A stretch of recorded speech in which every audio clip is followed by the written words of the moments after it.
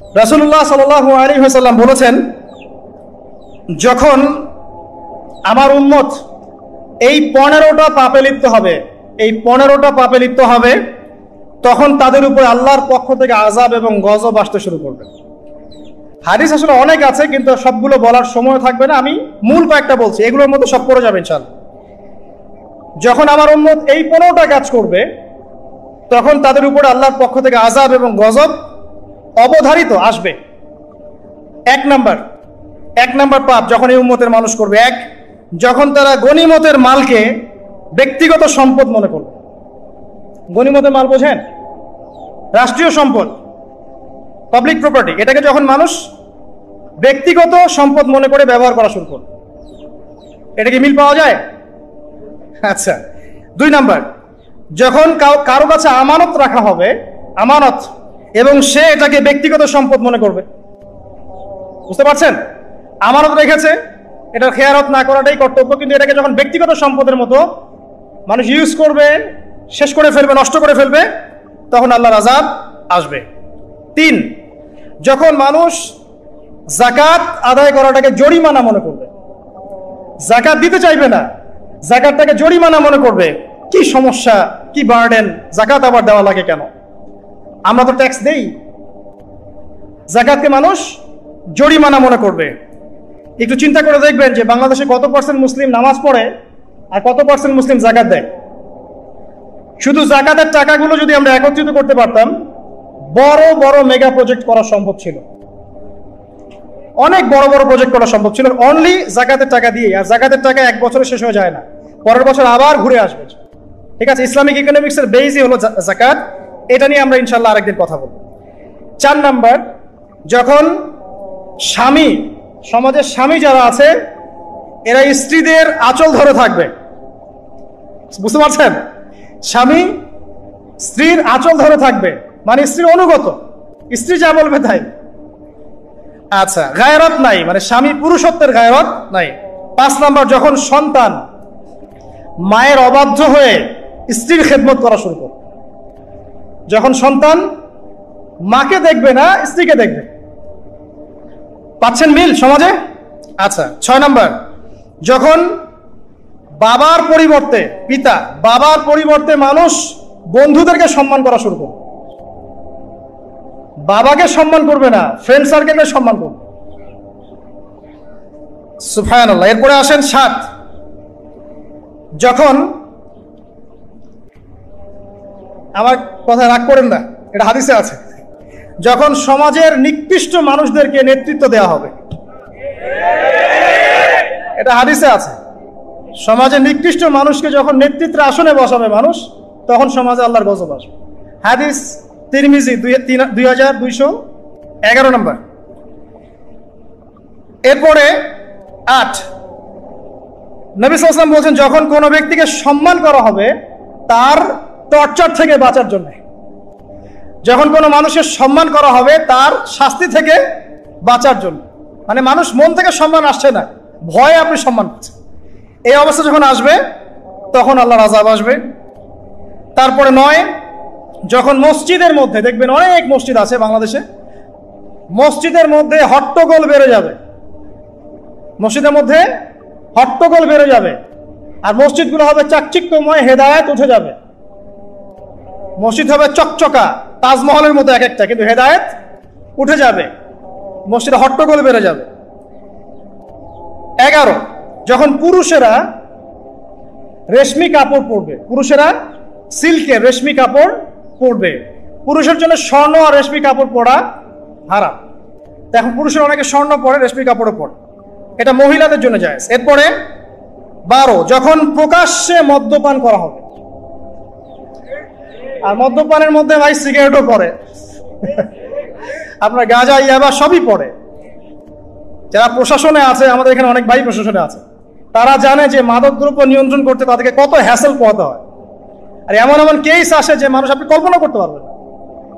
যে আমি একবার বলেছিলাম যে এমন একটা যুগে আমরা বাস করছি যে এমন পাপ মানুষ করছে এখন, যা না কোনো চোখ দেখেছে, না কোনো কান শুনেছে, না কোনো মন কল্পনা করেছে, এমন পাপ করছে। যখন প্রকাশ্যে মদ্যপান করা হবে এবং লাস্টের দুইটা হচ্ছে 13, যখন বাদ্যযন্ত্রের সংখ্যা বেড়ে যাবে, বাদ্যযন্ত্রের চর্চা বেড়ে যাবে।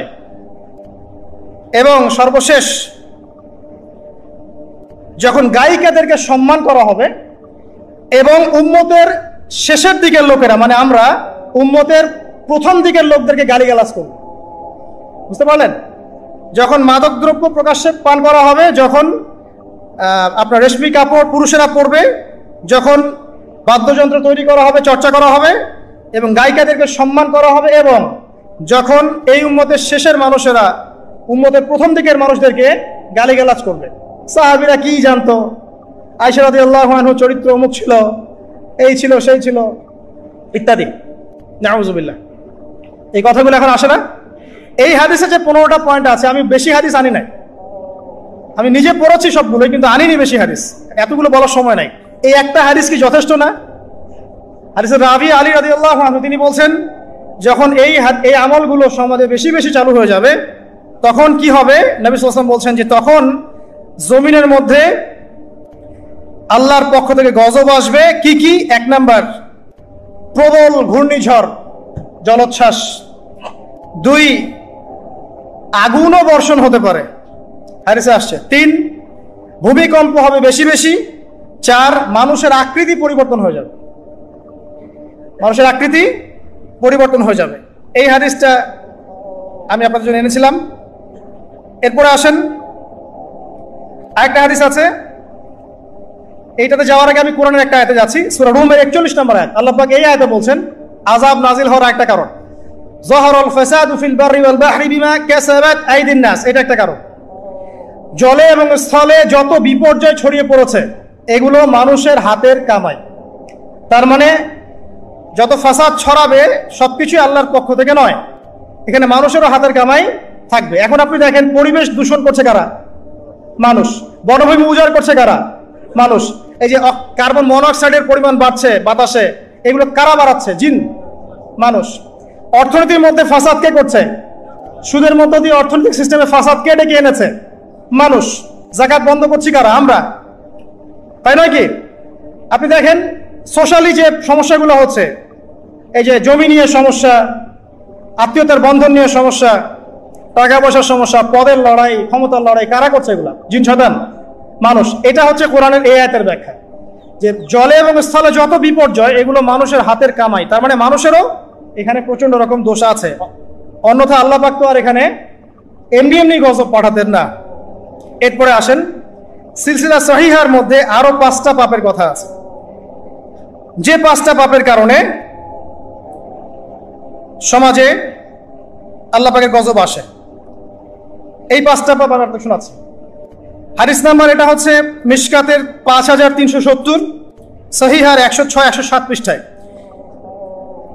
1 নাম্বার, নবী সাল্লাল্লাহু আলাইহি ওয়াসাল্লাম বলছেন, যখন এই উম্মতের মধ্যে ব্যভিচার ছড়িয়ে পড়বে, যখন এই উম্মতের মধ্যে ব্যভিচার তো বোঝেন, জেনা ব্যভিচার ছড়িয়ে পড়বে, যেটা এখন রন্ধ্রে রন্ধ্রে জেনা ব্যভিচার, ঘরে ঘরে জেনা আর ব্যভিচার আর পরকীয়া চলছে, তখন সমাজে এমন কিছু রোগ ব্যাধি দেখা দিবে, এমন কিছু মহামারী আসবে যেগুলো আগে কখনো ছিল।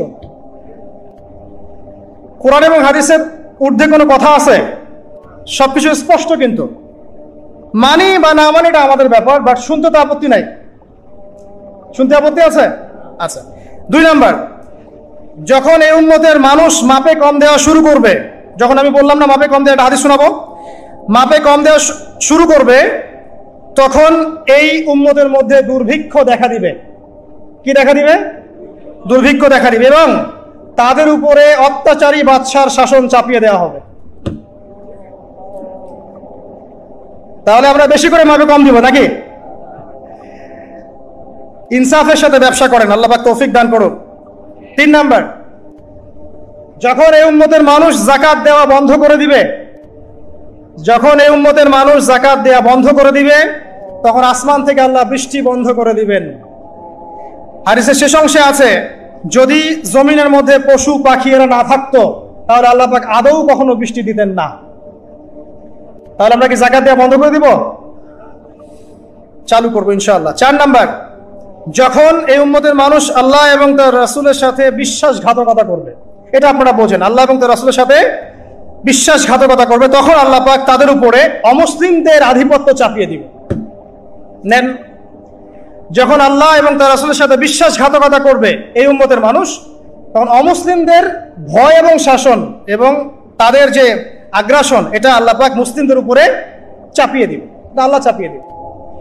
আর সর্বশেষ, যখন এই উম্মতের মানুষের আল্লাহর কিতাবকে রেসপেক্ট করবে না, সম্মান করবে না এবং এর বিধানগুলোর কোনো পরোয়া করবে না, আল্লাহ পাক তখন মুসলিমদের মাঝে আপোষে মারামারি ক্রন্দল লাগিয়ে দিবে।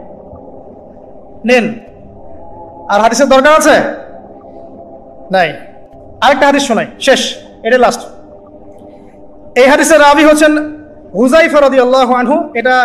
এটাও তিরমিজিতে আছে, 2169 নম্বর হাদিস। নবীজি বলছেন, লা তা'মুরুন্না বিল মা'রুফ, তোমরা অবশ্যই সৎ কাজের আদেশ করবে। মুসলিমরা তোমরা অবশ্যই সৎ কাজের আদেশ করবে। ওয়ালা তানহাউনা আনিল মুনকার, এবং তোমরা অবশ্যই মন্দ কাজ থেকে মানুষকে নিষেধ করবে। আও লা ইউশিকান্নাল্লাহু আইয়াবআসা আলাইকুম ইকাবা মিন, অথবা আমি তোমাদের প্রতি ভয় করছি আল্লাহ পাক তার পক্ষ থেকে তোমাদের উপর আযাব চাপিয়ে দিবেন।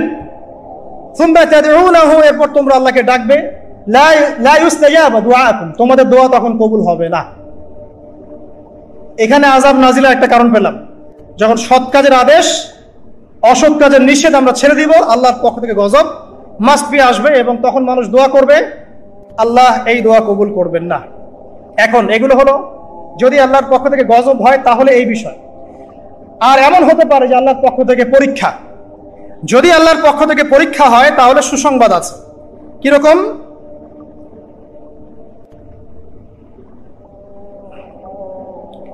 আল্লাহ রাব্বুল আলামিন সূরাতুল বাকারার 155 নম্বর আয়াতে বলছেন, আল্লাহ পাক সূরাতুল বাকারা 155 নম্বর আয়াতে বলছেন যে লানাবলুওয়ান্নাকুম বিশাইইন মিনাল খাউফি ওয়াল জু'i, অবশ্যই অবশ্যই আমি আল্লাহ তোমাদেরকে পরীক্ষা করব। আর পরীক্ষা কাদের উপরে আসবে? যারা মুমিন তাদের উপরে, যারা আল্লাহ পাকের বিধিবিধান মেনে চলছে, আল্লাহর গজব নাজিলের মাধ্যম বানাচ্ছে না, তাদের উপরে পরীক্ষা আসবে। তো আমরা আগে চিন্তা করবো যে আমরা এদের কাতারে পড়ি কিনা, আর যদি পড়ি তাহলে এই সলিউশন। যদি আল্লাহ পাক আমাদেরকে পরীক্ষা করেন বিপদ দিয়ে, বালা মুসিবত দিয়ে, তাহলে আল্লাহ বলছেন অবশ্যই আমি তোমাদেরকে পরীক্ষা করব মিনাল খাউফি, কিছু ভয় দিয়ে, ওয়াল জু'i, এবং ক্ষুধা দিয়ে পরীক্ষা করব, ওয়া নাকসি মিনাল আমওয়ালি ওয়াল আনফুস, তোমাদের নফস জানমালের ক্ষতি দিয়ে পরীক্ষা করব, ওয়াস সামারাত, এবং ফসল ফলাদির ক্ষতি দিয়ে আমি তোমাদেরকে পরীক্ষা করব। ওয়া বাশশিরিস সাবিরিন, যারা সবর করবে এদের জন্য সুসংবাদ। এরা কারা? যারা বলে ইন্না লিল্লাহ ওয়া ইন্না ইলাইহি রাজিউন, আমরা আল্লাহর জন্য, আমরা আল্লাহর দিকে ফিরে যাব। তাহলে যদি আল্লাহর পক্ষ থেকে পরীক্ষা হয়ে থাকে তাহলে আমরা সবর করবো ইনশাআল্লাহ তাআলা। আল্লাহ পাক বলছেন 5টা বিষয় দিয়ে আল্লাহ পাক পরীক্ষা করবেন: জানের ক্ষতি, মালের ক্ষতি, ভয়, ক্ষুধা এবং ফসলের মাধ্যমে। এরপর যারা সবর করবে তাদের জন্য অনেক পুরস্কার আছে। আল্লাহ পাক বলছেন যে যখন আল্লাহ পাক কোনো কওমের কল্যাণ চান, যখন আল্লাহ পাক কোনো কওমের কল্যাণ চান, আল্লাহ রাব্বুল আলামিন সেই কওমকে বিপদ আপদ বালা মুসিবত দিয়ে পরীক্ষা করেন। যখন আল্লাহ পাক কোনো মুসলিম কওমের কল্যাণ চান তখন আল্লাহ পাক তাদেরকে বিপদ আপদ বালা মুসিবত দিয়ে পরীক্ষা করেন।